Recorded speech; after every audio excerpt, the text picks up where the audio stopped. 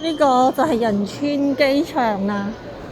我係第二次嚟呢個機場，但係上一次係冇機會shopping 噶咯，因為當時候我係要趕住去我嘅 host 屋企嗰度，所以一由機場出咗嚟之後呢，就係即刻搭公交車、搭小巴去屋企嗰度，就喺嗰邊3日。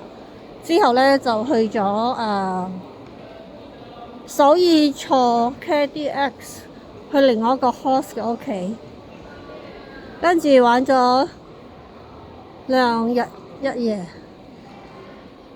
嘅大邱嘅 host， 就載我去惠山嘅 host 嘅屋企，又玩咗幾日，跟住就自己坐大巴去到釜山，跟住之後就係直接住喺釜山機場附近嘅一間酒店，跟住就返屋企啦。今次第二次嚟，我要認真嘅記錄一下 shopping 一下先。呢啲書就太鍾意啦，我入去睇下啲書先。睇到我啲書喺度 bookstore， 唔知有冇韓文書咧，入去睇下先。呢啲凳啱晒瞓覺啦，簡直咁嘅設計係簡直係適合一個人瞓落去㗎。呢個設計實在太好啦，機場就係需要呢啲咁嘅凳。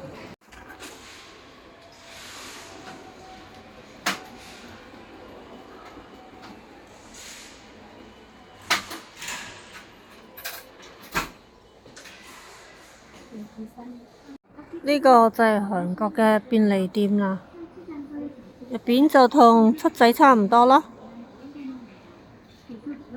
我飲完咖啡，我要喺度攤下先，因為我尋晚坐嘅係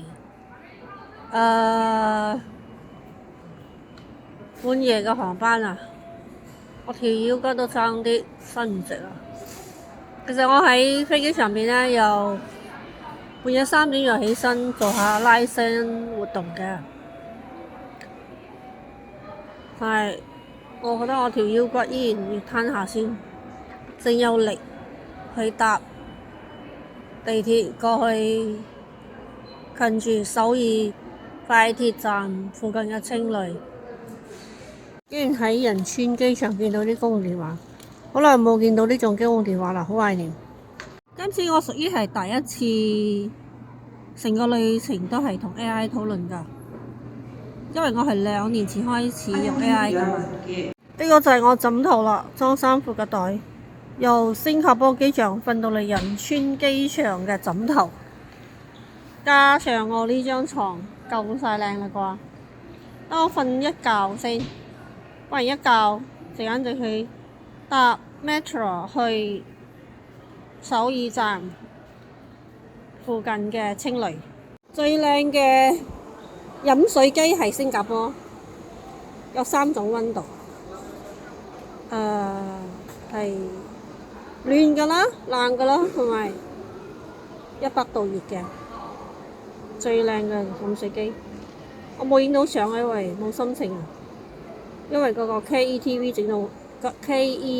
整到我冇心情。下一次啦，下次影新加坡嘅飲水機俾大家睇。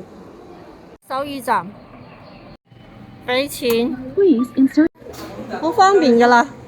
係啊，有韓文、英文、中文、日文，呢個唔知咩文，呢個係越南文，你唔使驚聽唔明㗎啦。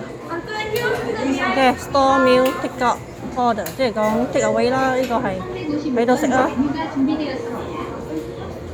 呢啲冇一樣嘢啱我，跟住我揾一個熱飲啦。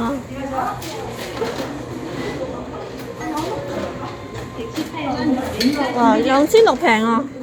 我唔知道去機場飲嗰杯4500。飲茶啦，唔可以再飲 Americano 咯，再飲我今晚唔使瞓覺。飲茶。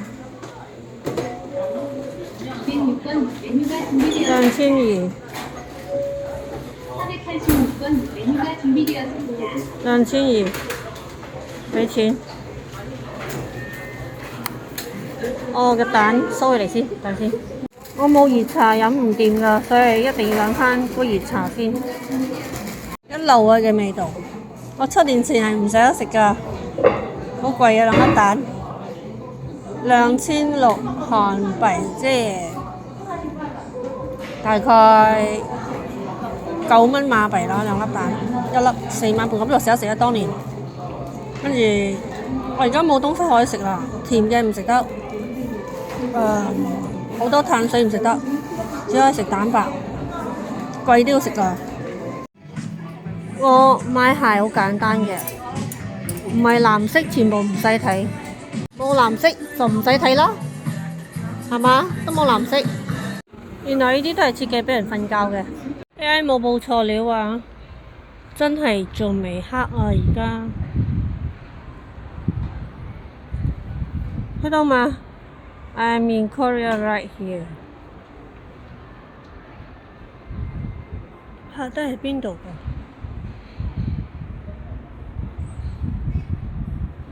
又係 subway 嚟㗎喎。頭先我係嗰個樓梯上嚟。頭先我喺呢個樓梯上嚟，過嚟呢度買車飛。Supermarket 應該喺度落車喎。我應該要行翻去嗰度。我應該行翻嗰度先可以行到 Supermarket。我而家食嘢先。嗰兩粒雞蛋只不過係前菜嚟㗎，而家要食正餐。大家推車上倉得啦。係啊，行啱咗。我嘅記憶力真係太好啦，7年前嘅仲記得。好多咖啡啊！睇下嘛，呢度就有平嘅劍北啦，5000嘅。攞翻喺青旅嘅嗰個微波爐控一控佢就有得㗎啦。呢都係韓國嘅預製菜啦，好好味㗎其實。但係我而家要控制糖分啦，所以唔可以食。呢個嘅廣嘅根幾靚，8000乘4即是24蚊嗰啲托蛋，哇，差唔多啦，價錢係咁。所以而家我正覺得韓國蛋唔貴啊，因為我目前喺嗰個郊區都係24蚊一托蛋。呢啲平啲啊，都係嗰個價錢。鵪鶉蛋咪平咯嗬，但係高膽固醇喎鵪鶉蛋。靚啊啲黃豆芽，我邊啲黃豆芽真係難睇啊，鬼咁。呢啲黃豆芽靚啦，喺韓國嚟好難見到紅。俾錢呢啲就係我嘅今晚嘅晚餐，同埋一啲留翻聽日嘅早餐。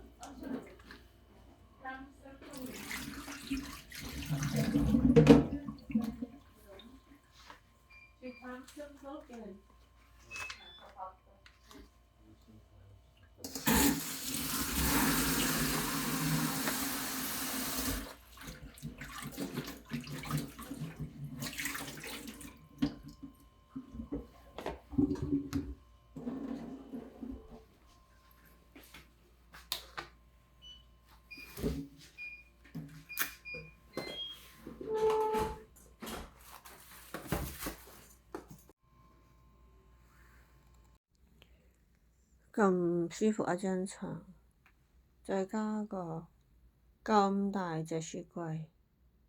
任你擠都得啦。喺首爾食飯好貴，所以去超市買嗰啲便當，跟住放喺呢度，跟住攞去青旅嘅餐廳嘅微波爐興翻熱嚟食咯。